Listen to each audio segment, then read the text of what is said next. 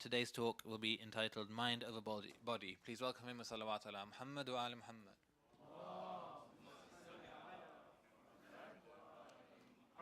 Dr Mohammed Sahib is a hospital doctor working in central London, passionate about teaching and sharing ideas that empower others. Salawat.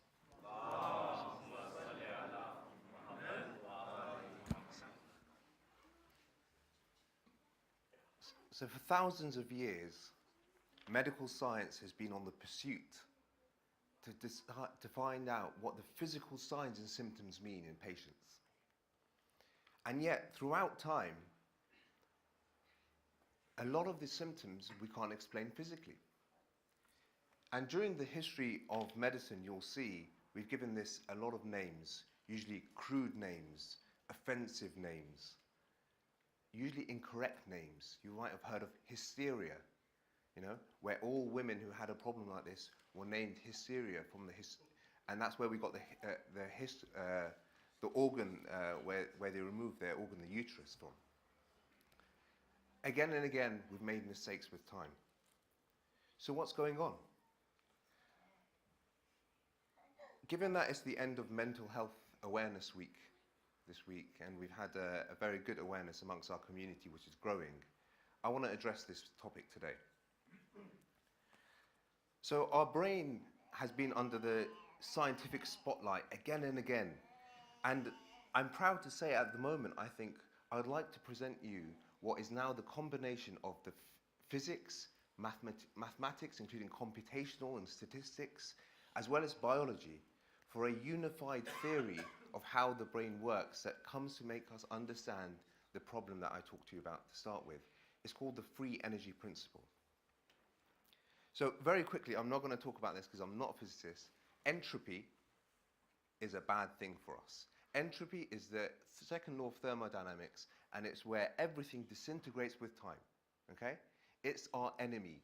For life, it's your enemy. How do we combat it? Our savior is something called homeostasis.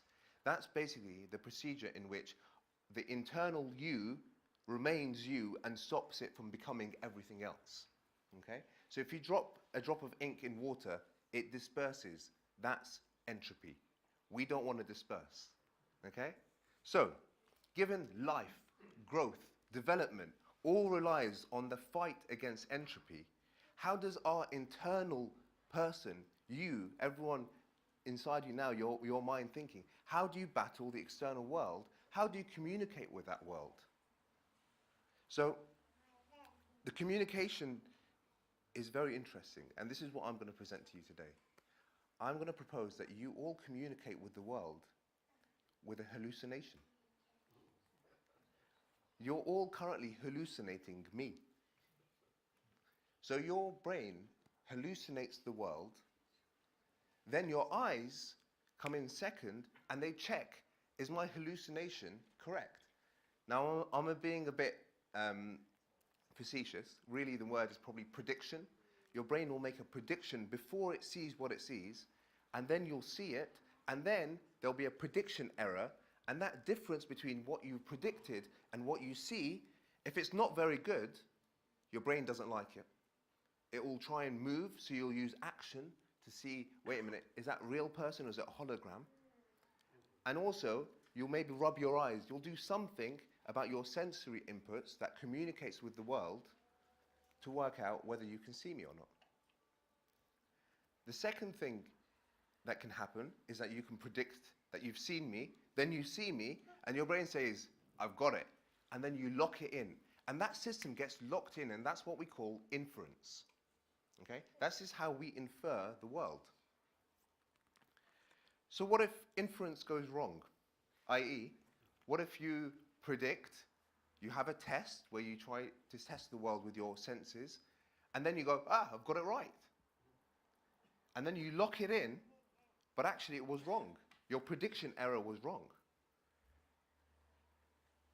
Then you've got problems. Now, I'm sure you know exactly what I'm talking about when I say problems. You're thinking, was the dress gold and white or black and blue, right? Did I hear Laurel or Yanni?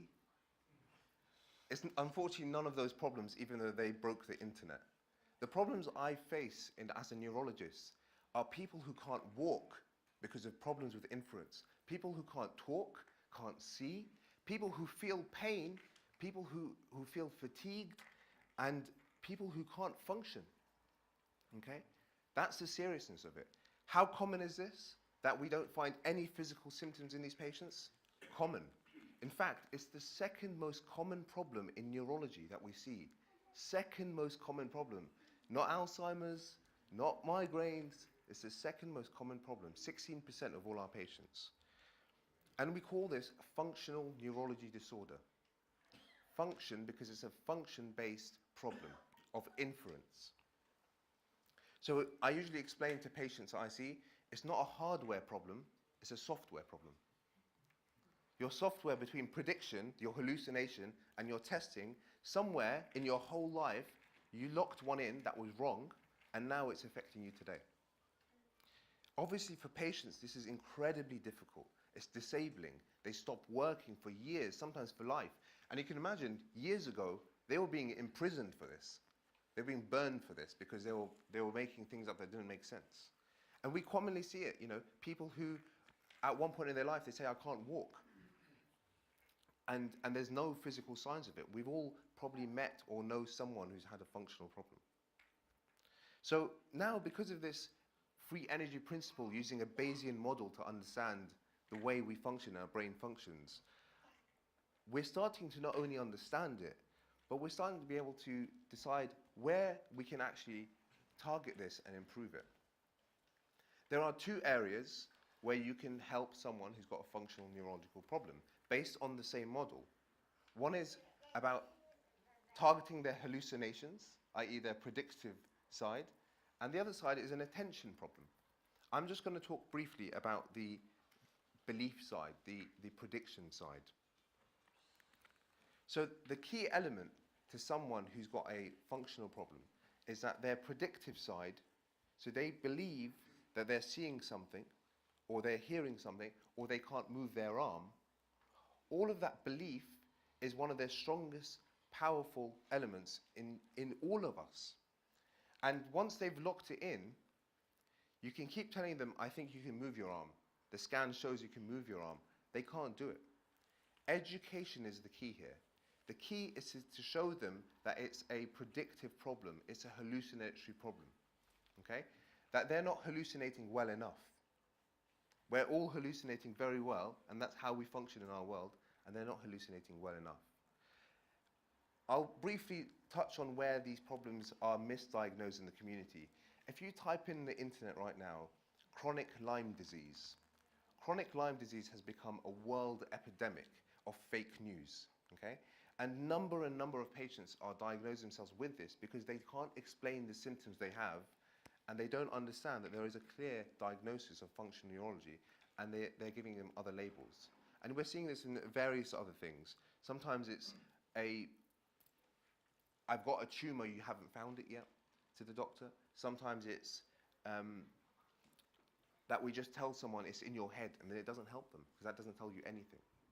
So, as part of Mental Health Awareness Week, we already have heard that 1 in 4 of us in our community, we're not immune to it. 1 in 4 of us suffer from mental health illness. But I'm telling you, the problem's even bigger than that. It's not just a mental health illness. When your mind can sometimes infer things wrong, it can affect your entire body. Okay? So, is it really body over mind, or is it mind over body? It remains to be answered. But I think the key thing is that if we come to understand this neurobiological mechanism, with time we can appreciate what others are going through, we can educate, and we can help us get better. Thank you.